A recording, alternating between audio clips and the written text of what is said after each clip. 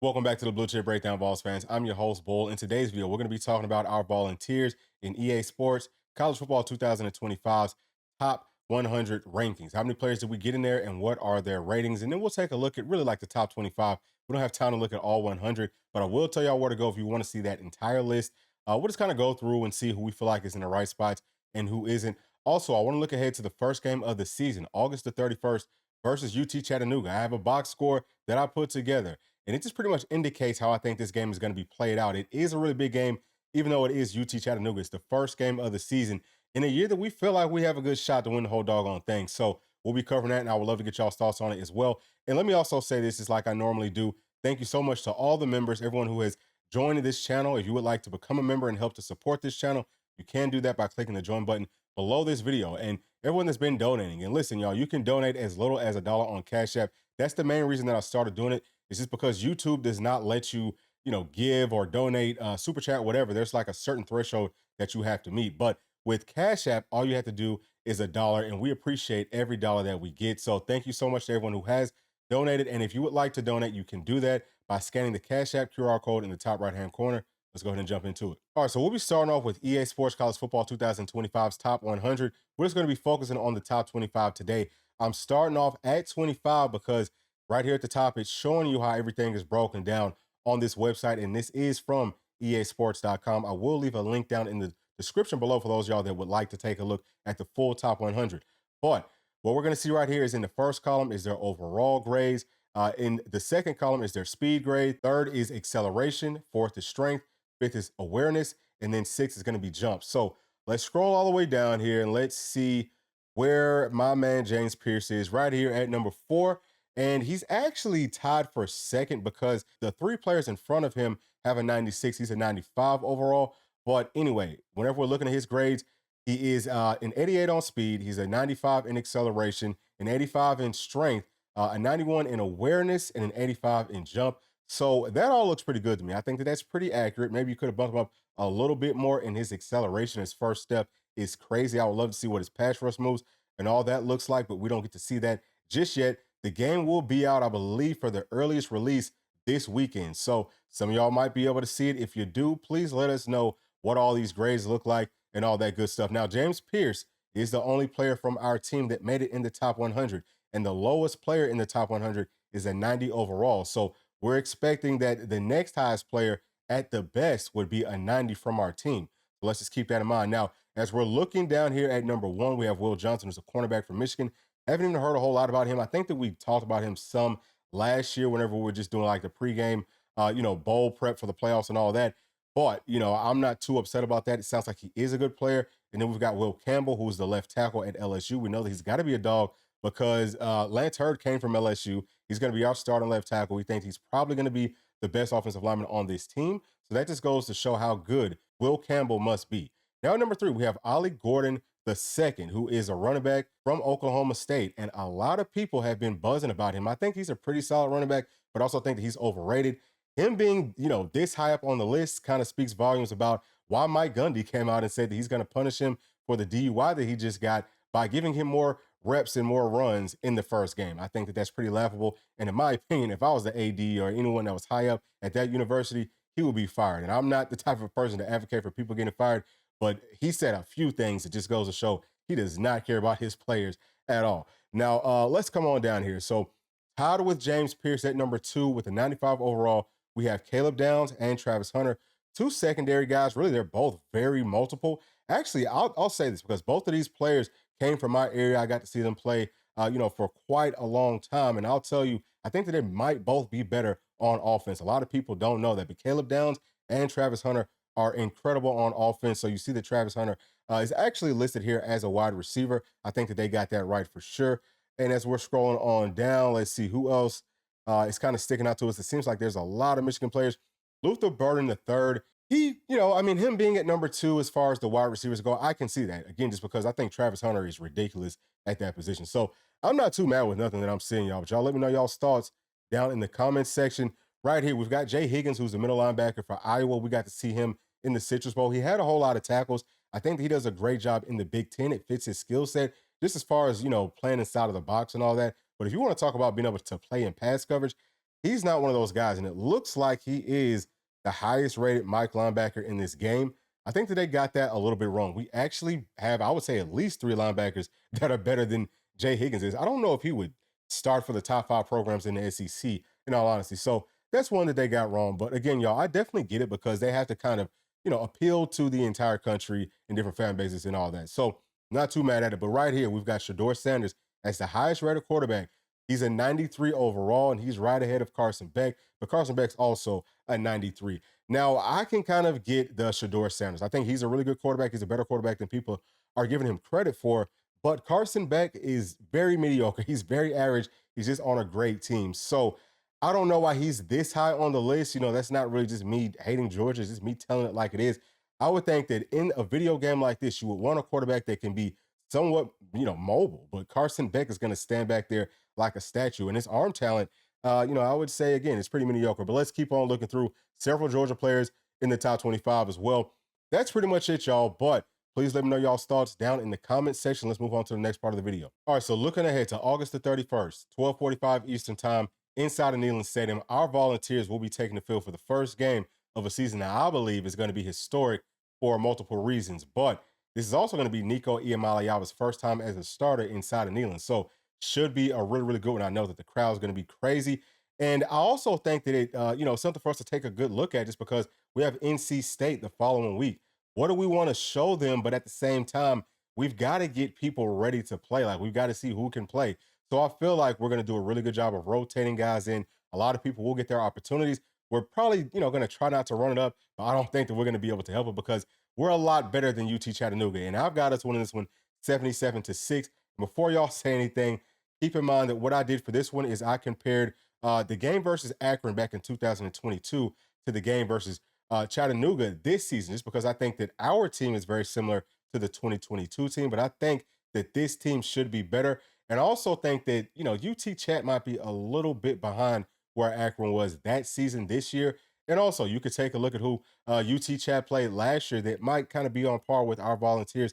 They played up against Alabama. I think that they lost that game 66-6 or so. It was 63-6 or something like that.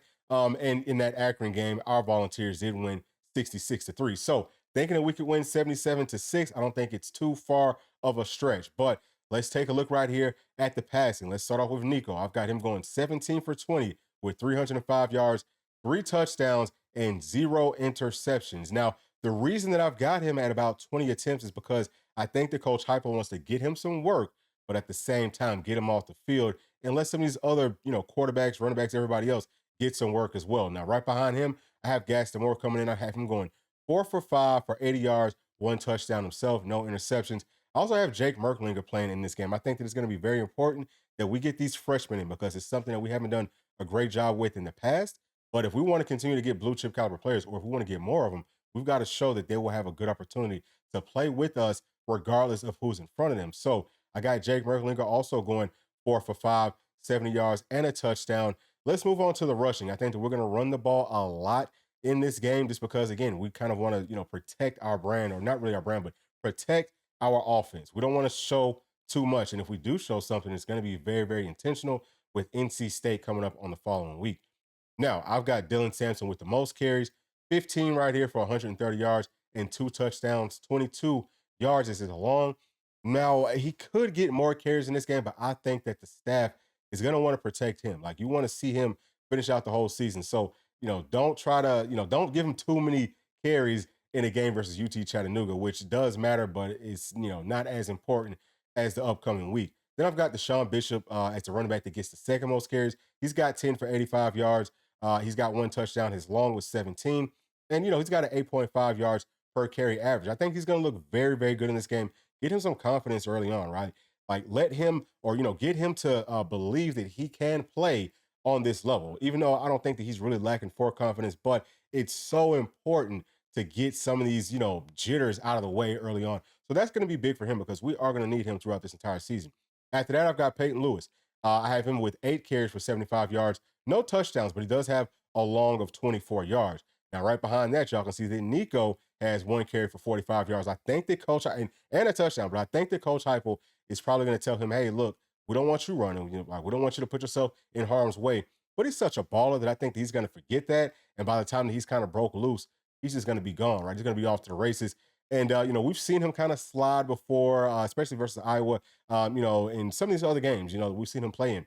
We've seen him get down, but I think that he's just going to be so wide open, so free. He's going to be feeling the crowd rocking a lot. He's going to take it all the way to the house.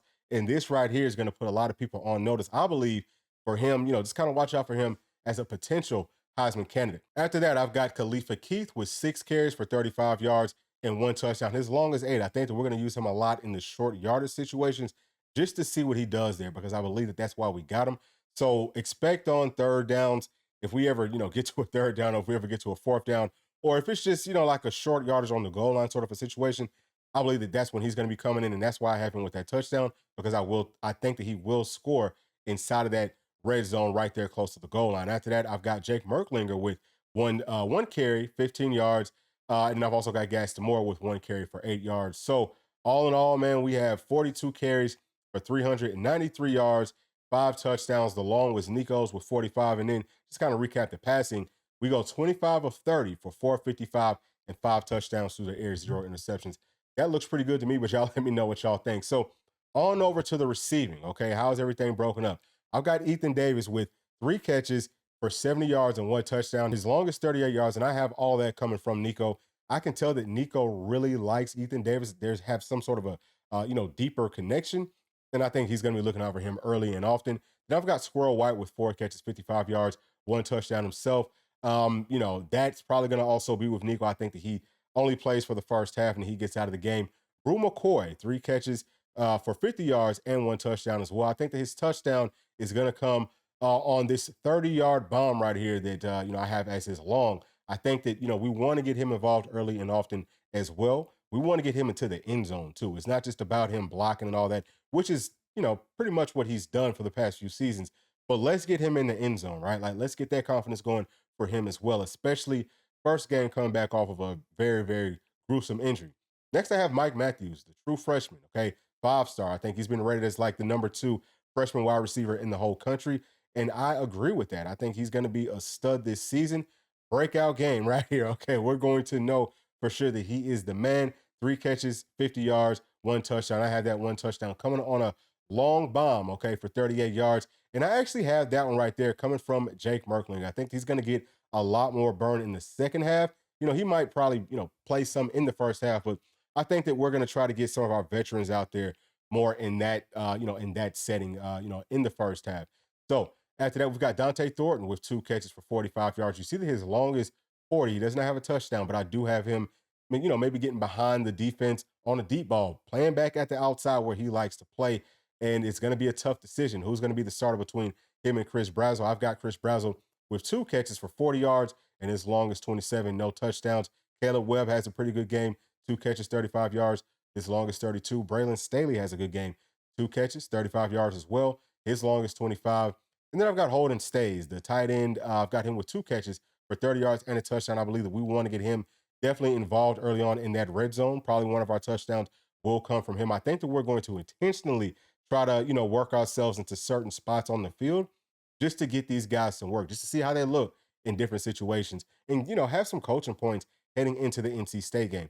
Then we've got Chaz Nimrod with 1 catch for 28 yards, no touchdowns. Miles Kitzelman only with 1 catch for 17 yards. I could definitely see him getting a lot more. It just really all depends on who starts where. And then if you look down in the bottom right, the notable plays, I have Boo Carter with the 55-yard punt return, 4-6 in this one. That's going to be coming, I'm going to say, in the first quarter. Okay, I'm going to say that comes very, very early on, because after that, I'm sure that the coaching staff is going to say, hey, look, don't be, do not return any punts, kickoffs, none of that, because we need to get a lot of work from our offense. So I think that that's how that will look. And then I also have our team with 8 sacks. Part of the reason that it's only 8 is just because I know that UT Chattanooga is going to do whatever they can to get the ball out of their hands quickly. We won't really have a great opportunity to get to their quarterback, but we will still be able to get home in some spots. Then I've got Keenan Pili with an interception. I think he's going to have a very, very good game. I think that our linebackers are going to play great. Everyone's going to be playing great. Y'all can see how the breakdown looks up top, quarter by quarter. I have a scoring 21 in the first, 28 in the second, or 49 in the first half. And then I have us getting 21 in the third. And in the fourth, I'm expecting it to be pretty much all freshmen playing. And like I said, I didn't talk a whole lot about the defense, but I do expect for us to get a whole lot of young players in the second half, especially in that fourth quarter. The game will be way out of reach by then. But those are my thoughts. Let me know y'all's down in the comments section. As always, thank you for sticking all the way to the end. And please make sure to like, subscribe, hit that notification bell, share with your friends, family, and other volunteer friends. We'll see y'all on the next one. Thanks. Peace.